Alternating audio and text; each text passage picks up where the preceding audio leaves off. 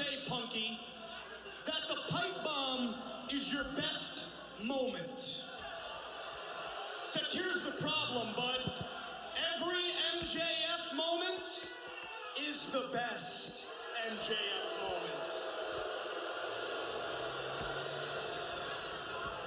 Because unlike you, I'm not a one-trick pony. And don't get it twisted, I respect you, man. I respect everything you've done. Hell, I even respect the fact that you're straight edge. Granted, never in my wildest dreams could I have possibly imagined a straight edge man could look so much like a meth addict. Oh, wow.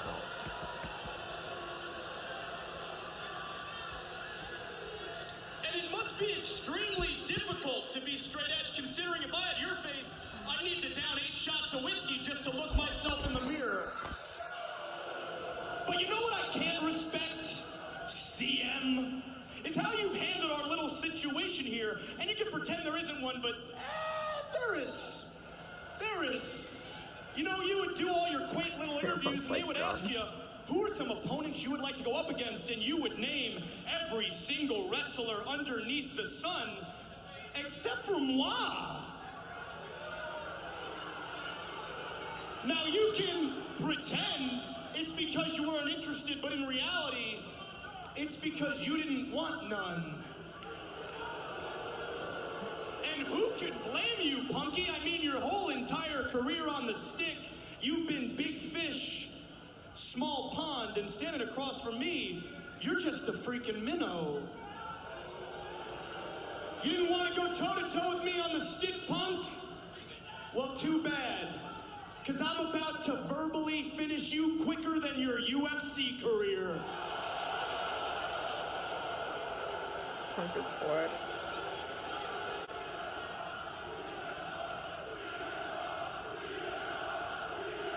I heard you the first time.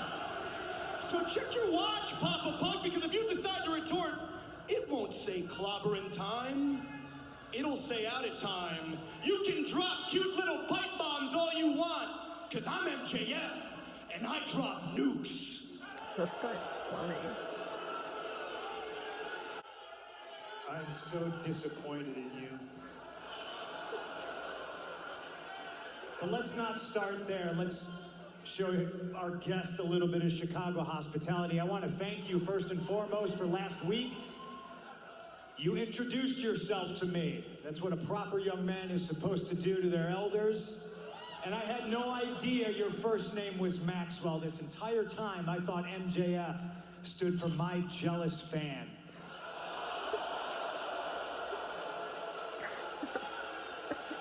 See, I got the time. Seems like it still kind of does, doesn't it? If you're so hung up on the fact that I never mentioned you anytime I did press, anytime I ever did an interview, I never brought your name up. Well, that was by design. The last thing I wanted to do is feed your rotten little ego. Look at me, Maxwell. I'm in your head. Probably has a lot to do with the fact that there's a poster of me on your wall. Doesn't change the fact that I'm disappointed because I've always heard about the great MJF. And then last week, I did what nobody else in this industry, nobody else in AEW has been able to do. I shut up the great MJF without saying a word.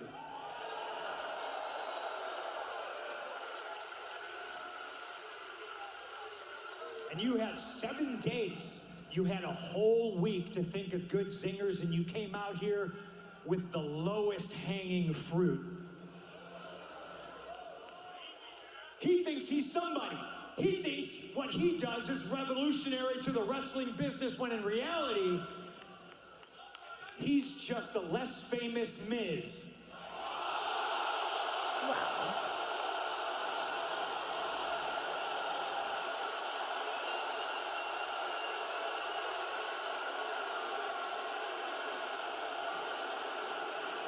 He really is so, because Miz is a lot cuter.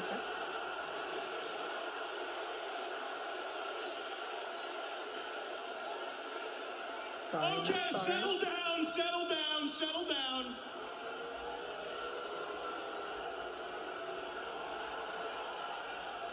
You know, Punky, that was really solid. I mean, really creative stuff. You know, it was almost what I wanted.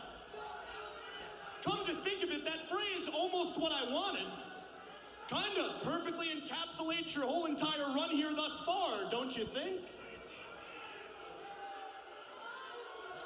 I suppose it's true. Nostalgia.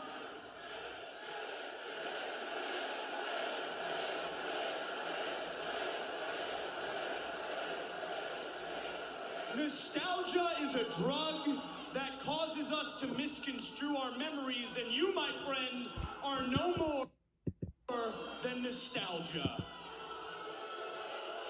And guess what, bud? You were right. I was a fan. I'm not ashamed to admit it. How couldn't I have been? I mean, in this ring, on the microphone, nobody could touch you. You were the best. Or so I thought, Chicago.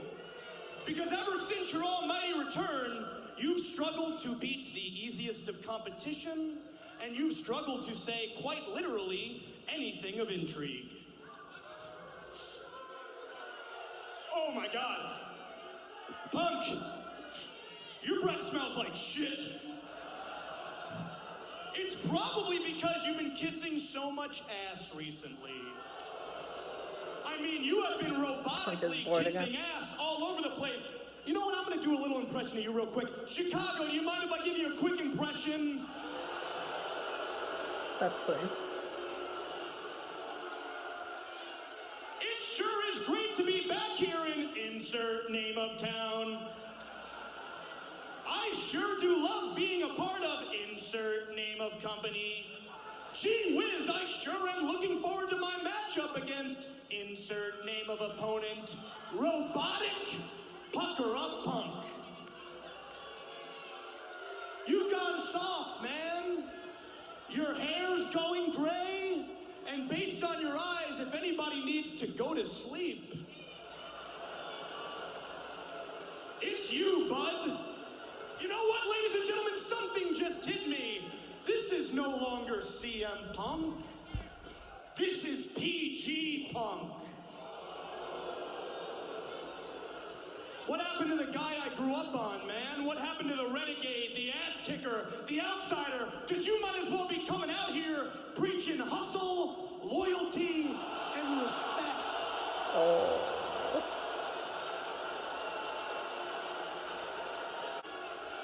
Except here's the problem, PG. I can see you. Hell, I can see through you, buddy. You claimed you'd only come back for the younger talent, and yet you also claimed you'd only come back for a boatload of money. You claimed you couldn't fix professional wrestling from your couch in Chicago, and yet you stayed put on that couch for 7 long years. Excuse after excuse not to come back, poor K-Punk. Why? Is it because you were too busy making comic books nobody read and movies nobody saw? Or is it because you were terrified? Scared you couldn't hang anymore? Maybe scared you never could hang in the first place? And I have the microphone, Chicago! And I'm here to tell you, you should be scared, man. In the other company, these people looked at you like a cult hero because they felt you were held down. You should have been utilized and showcased as the #1 guy. And now, yeah, great, and now here you are. You have all the opportunity to prove these people right. But can you? Do you people think CM Punk can do it? Yep. I'm glad they think that now, Punk, but are they gonna feel that way in a month, 2 months, a year? I don't envy you, man, but I know you envy me. And I know why you don't like me, PG Punk. I know why. It's because I represent everything about this business that you hate. I'm every single thing you hate because I was born for this. Oh yeah, I'm a clean-cut professional. I'm every single wrestling analyst, promoter, and pundit's wet dream, while you, on the other hand, were a scrawny, tatted-up misfit from the dumpiest part of the Midwest, known as Chicago. You had to work your tail off to become the man you are today, and I commend you for that, but I know what keeps you up at night. I know what eats you up inside. It's the fact that after all your hard work, all your blood, sweat, tears, and sacrifice you've given this sport, deep down you know it, and these people know it. Your whole career, you've been nothing more than second best. Whether it was the You Can't See Me Man, or the King of Kings. You were never quite up to snuff, were you? And I can assure you, now that you're standing in my ring, in my company, things will be no different because you may claim to be the best in the world, but I'm better than you. And you know it!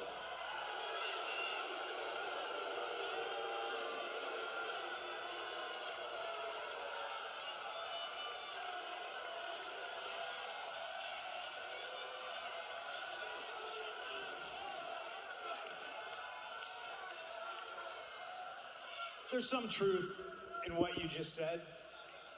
A little bit. Scared. Coming back after 7 years, a little bit. See, I'm not gonna lie, not even to you. I certainly never lie to these people.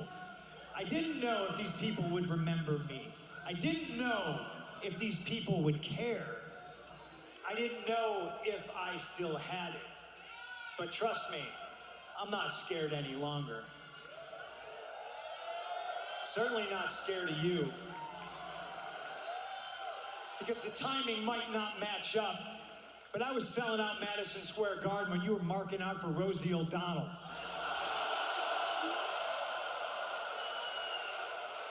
And the last time on this show, you did a song and dance, you made the New York Times. Wow! Do you want to sing me a song right now, Maxwell? Don't worry. You're standing in the ring with a professional, and you're going to make the New York Times again, but this time it's going to be the obituaries. Because you have just enrolled yourself into a college your parents cannot afford.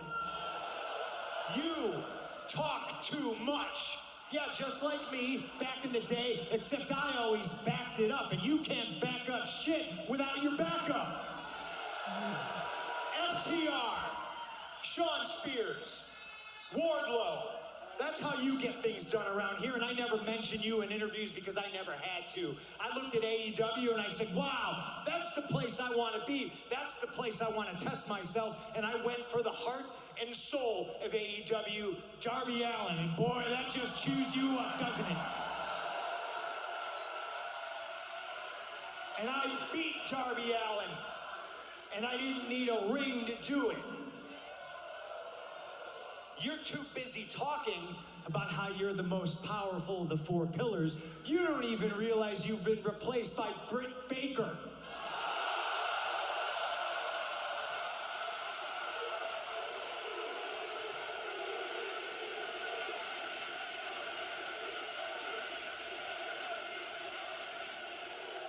And while you think you've made some excellent points, I think you talk too much and we've wasted these people's time.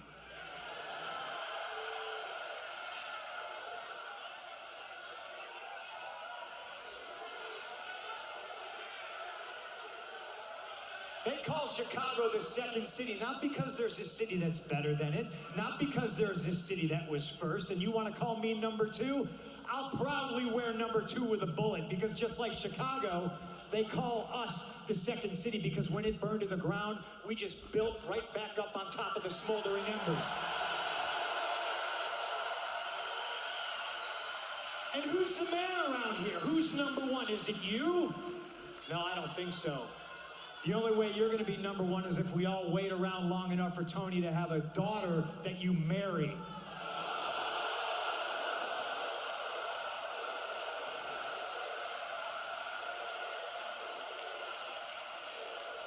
Last time we were here in Chicago, and hell yeah, I'm happy to be here.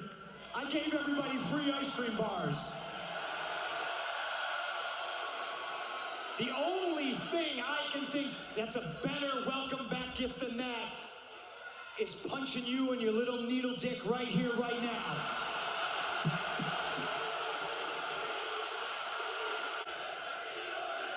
I think Sam Punk is a lot.